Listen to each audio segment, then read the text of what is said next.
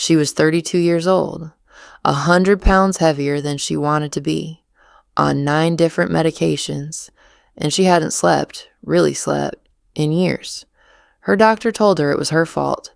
Eat less, move more, try harder. But it wasn't her fault. It was a single deficiency hiding in plain sight, one that almost every doctor on earth has been trained to ignore.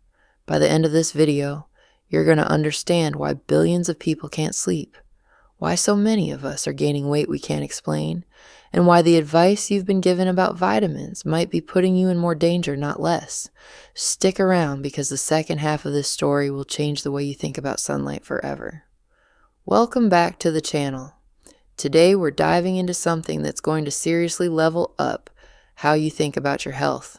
But before we jump in, if you're new here, smash that subscribe button and join the Human Circuitry TV fam. We drop real health content every week to help you look better, feel better, and live better. Trust me, you don't want to miss what's coming. All right, let's go. Segment number 1, the quiet epidemic. Here's something strange nobody talks about. There are no obese squirrels in your backyard, no overweight deer, no sleepless foxes lying awake at 3 a.m. staring at the ceiling of their den. The only overweight, exhausted animals on this planet are the ones living indoors with us. Our cats, our dogs, and us. Something changed, and it didn't change slowly over thousands of years of evolution. It changed in about 1 generation. Go back and look at a school photo from before 1980. Out of a class of 300 kids, maybe 2 were overweight. Nobody was on antidepressants. Nobody needed a sleep tracker to tell them how badly they'd slept. Then in the span of just a few years, everything shifted. Sunscreen became mandatory. Computers moved into every home. Air conditioning sealed us indoors year-round, in comfortable climate-controlled boxes, and quietly, without anyone noticing, we stopped living like the animals we still biologically are. Segment number 2, the doctor who asked the wrong question. This story starts with a neurologist, a specialist in headaches and strokes, not sleep, not vitamins, not nutrition. One of her patients came in exhausted with headaches that had haunted her for 5 years straight. Standard treatment, standard drugs. Nothing worked. So the doctor ordered a sleep study, almost as an afterthought. And what came back stopped her in her tracks. The patient had almost no REM sleep, the deep, dreaming stage where your brain processes emotion, locks in memory, and quite literally repairs itself. Curious, the doctor ran the same test on more patients, then more, then hundreds, and she noticed something impossible to ignore. Nearly all of them were missing the same stage of sleep, not because of stress, not because of bad habits. Something deeper was broken in the machinery of their brains. She had stumbled onto a hidden signal, and it would take her over a decade to decode it. Segment number 2. B. The night your body paralyzes you. Here's something almost nobody realizes about sleep. Every single night your body paralyzes you. It sounds frightening, but it's actually one of the most elegant safety systems in nature. During REM sleep, your brain becomes almost as active as it is while you're wide awake, dreaming, processing, replaying the day. But your muscles go still. Your body locks itself down so you can't physically act out what's happening in your mind. That paralysis is controlled by a small ancient structure deep in your brainstem. The same structure that controls your heart rate, your blood pressure, and the rhythm of your breath while you sleep. And here's the detail that changes everything. That exact structure is covered in vitamin D receptors. Not a few. Not a coincidence. An entire cluster of receptors sitting in the precise region of the brain responsible for guiding you into deep restorative sleep. When a hormone is missing and its receptors sit unused night after night, year after year, the system they're meant to run starts to falter. Slowly, quietly, without ever announcing itself as a vitamin D problem. Segment number 3. The mistake that changed everything. Here's the piece of information that should be taught in every school, on every doctor's first day of training. And it almost never is. Vitamin D is not a vitamin. It's a hormone. And decades ago, it was misfiled, a labeling error that has quietly shaped public health advice ever since. Because once something gets called a vitamin, it gets treated like a footnote, something optional, something you can buy over the counter and forget about. Nobody obsesses over their vitamin D levels the way they obsess over their thyroid or their blood sugar. But a hormone doesn't work like a footnote.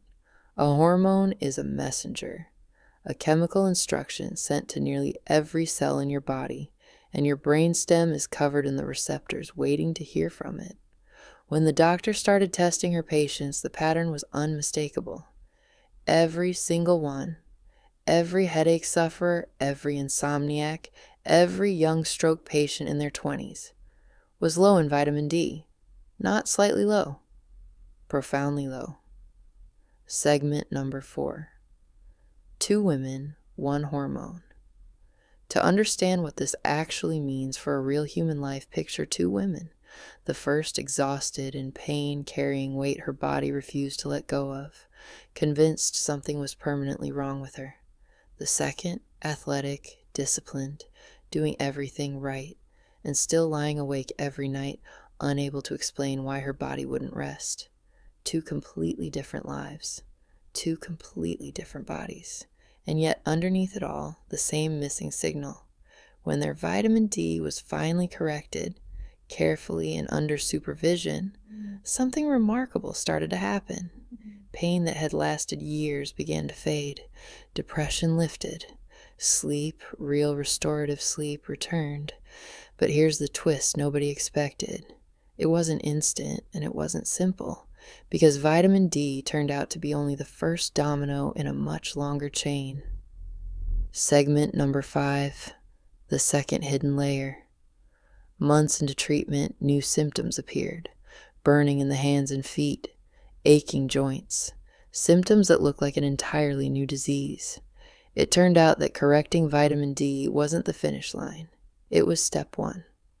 Because vitamin D and a group of nutrients called the B vitamins are deeply intertwined, tied together through something living inside every one of us, the gut microbiome.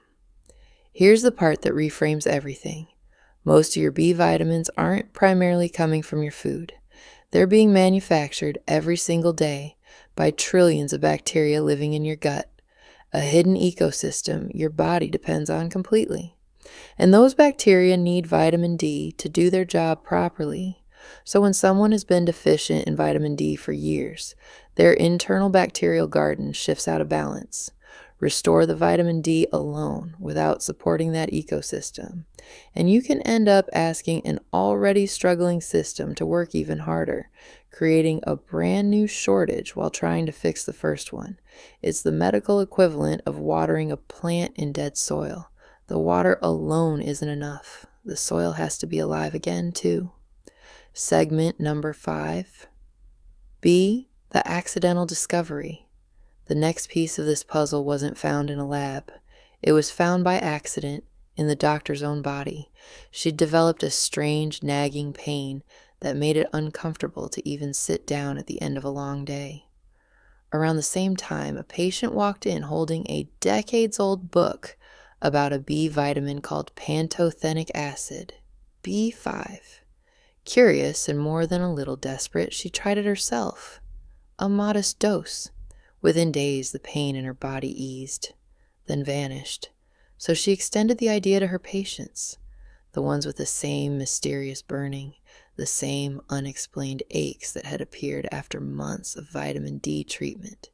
She gave a small group a B vitamin complex.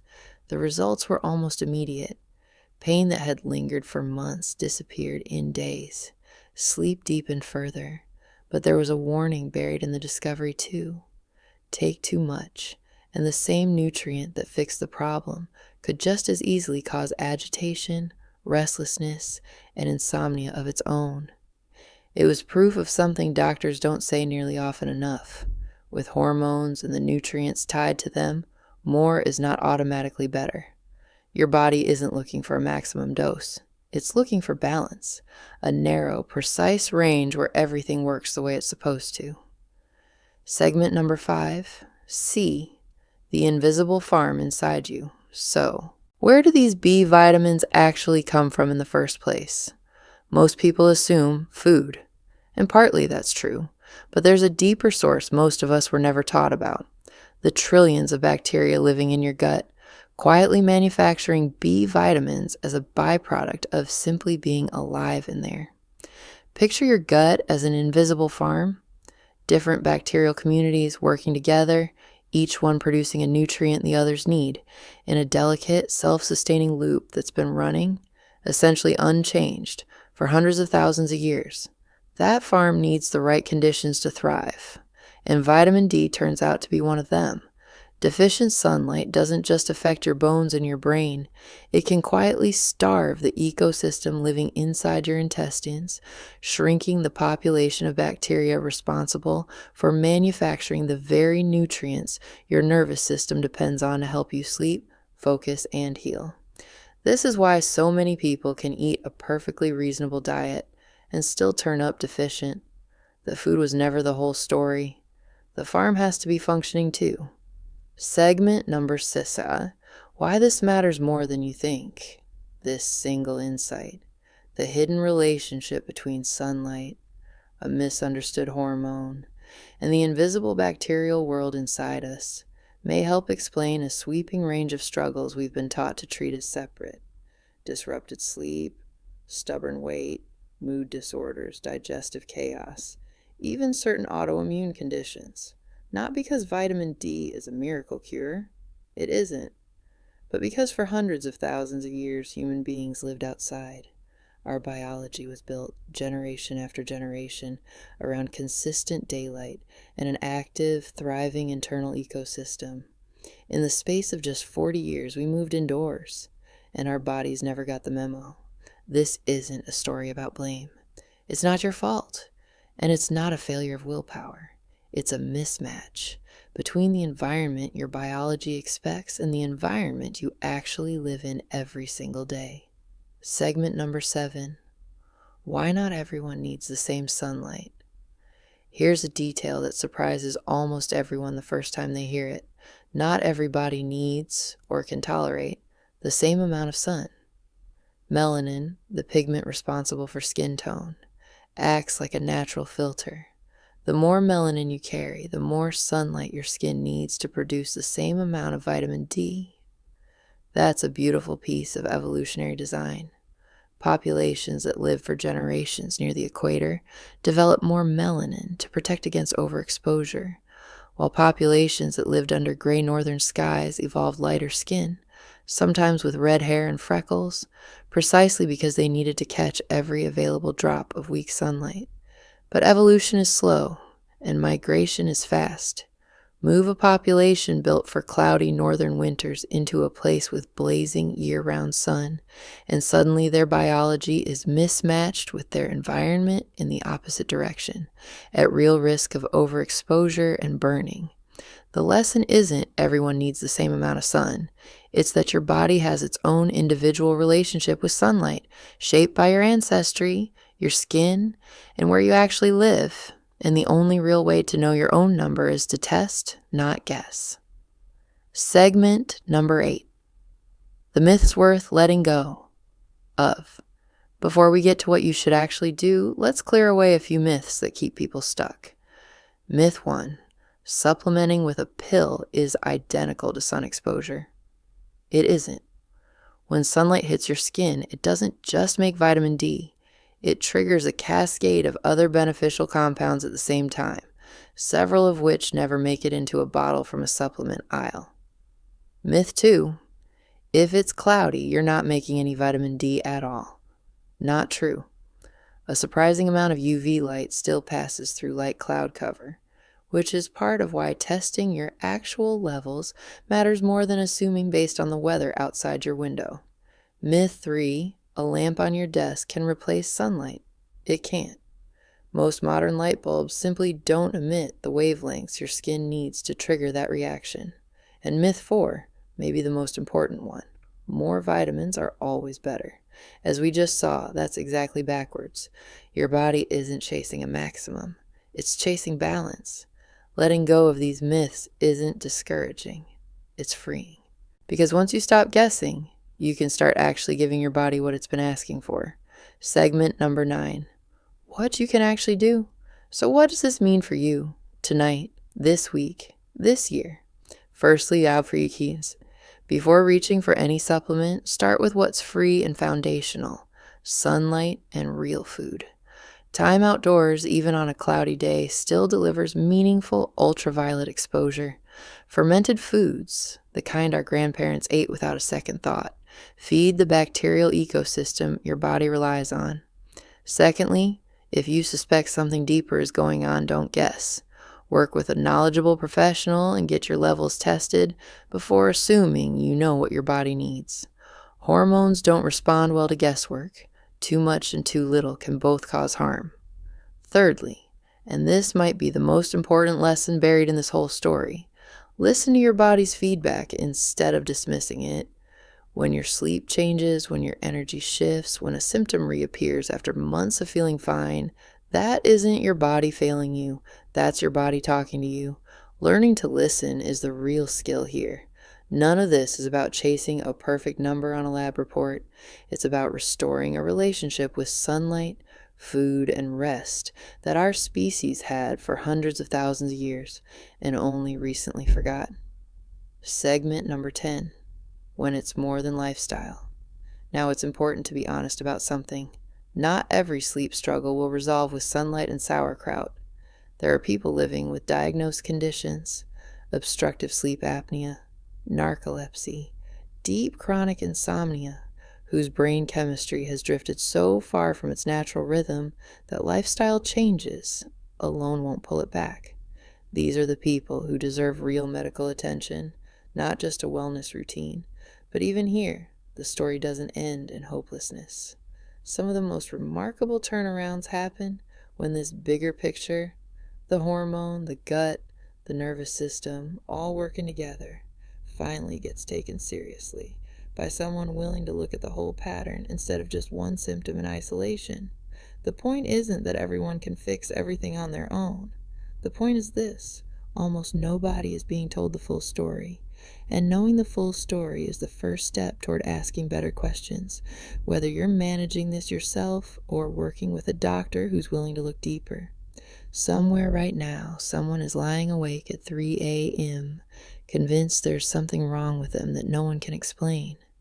Maybe that's you. Maybe it's someone you love. The truth this story points to is simple and it's hopeful. Your body was never broken.